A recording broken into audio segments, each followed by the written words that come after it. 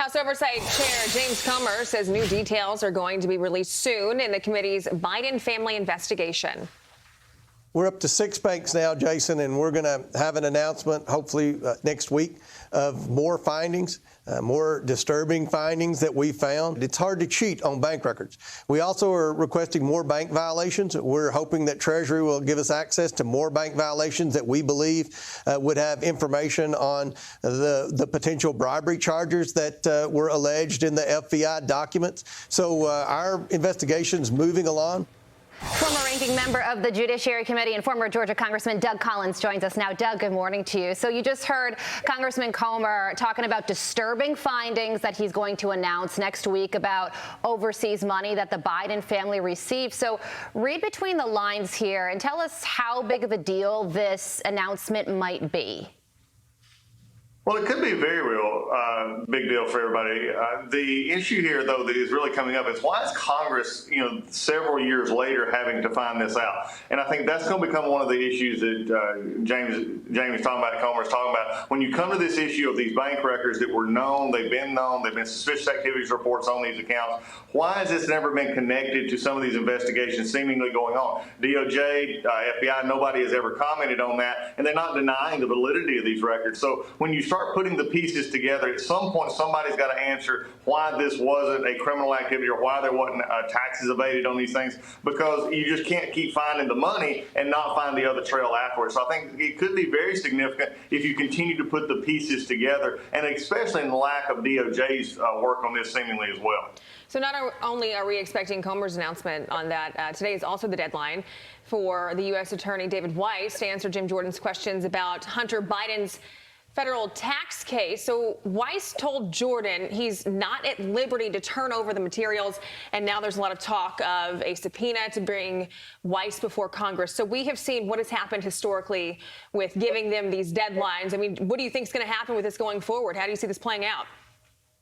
Well, this was a concern I had a couple weeks ago when they actually started, they initially made the charges against Hunter Biden. And they kept saying, though, that DOJ would also make the announcement, but the ongoing investigation. This was the part that we saw coming right then. It said, okay, here's what we're going to do with Hunter Biden right now, but we're also going to continue to investigate this. So, Congress, we're not going to turn over anything we've got because we're, quote, still under investigation. This is a classic case of DOJ, again, trying to use the investigation term to evade trying to answer these questions that Congress has. And again, I think the American people by this point are just getting tired of it. But I see this playing out probably in a long, drawn out. Jim Jordan's probably going to have to subpoena these documents. Then they're going to have to go through that process. But again, when I heard that a couple of weeks ago, when they said, oh, here's the charges and the plea agreement with Hunter Biden, but then he said it's still under investigation, I said that's code for saying we're not going to cooperate. Very interesting there.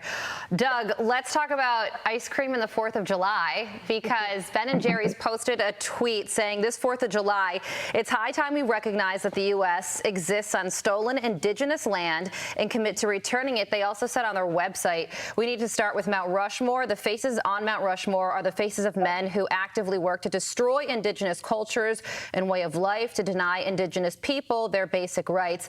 I mean, this company says stuff like this all the time, I guess in an effort possibly to be provocative, but man, they are sure taking a lot of money on that stolen indigenous land that they clearly dislike so much.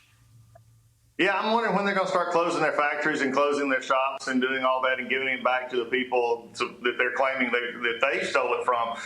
Again, it's just this sort of liberal ideology, woke ideology, trying to get people riled up. Again, this is not new, though, as you said, from Ben & Jerry's. I don't think from some people in life's conservative perspective or others, this is really going to shock anybody here. But the hypocrisy here is just what I think bothers most people. You're talking about stolen land, you're talking about all this, and yet you're sitting there, taking money, making money on factories and businesses that are made on this land that you quote is stolen. I think it was pretty funny. I did see a social media post that was going at Ben & Jerry's and asked them, are you going to give back the milk that you stole from the cows? I mean, this is how ridiculous it's becoming. That's an interesting way of putting it. I got to leave some time for this. Let's talk about some cocaine in the White House, found in the White House. Amazing. The president, right? These are words I didn't think I was ever going to have to say, ever. But the president is brushing off questions about the cocaine that was found. Watch this. What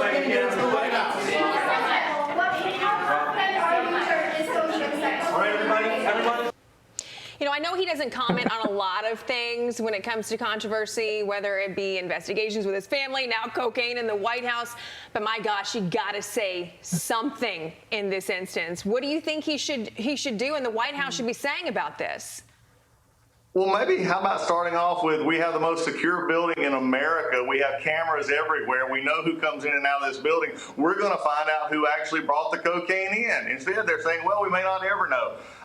This is just, I mean, if that is true, then the Congress really needs to get with the Secret Service and find out what does it mean to protect the White House. If you can't figure out in this room, in these areas where you have cameras everywhere, who this might possibly be, narrowing it down to even a few folks is really sad when almost the initial comment is we might not ever find out. But the really sad part about it is it's not new for Joe Biden to walk away from questions. But again, sitting there as if he had no idea, like you could almost read in his mind saying, why are they asking me these questions? I don't understand. It's just like, it's like he's not even engaged with the room.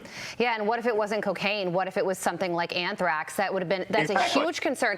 And then the original call that came in apparently said that it was found in the East Wing where the first family lives. And now the Secret Service is saying that, no, it was actually in the West Wing where visitors take tours. So I don't know how you could get confused over where the cocaine was located, but this is certainly one to watch. Doug, got to leave it there. Thanks for joining us. Thanks, Doug.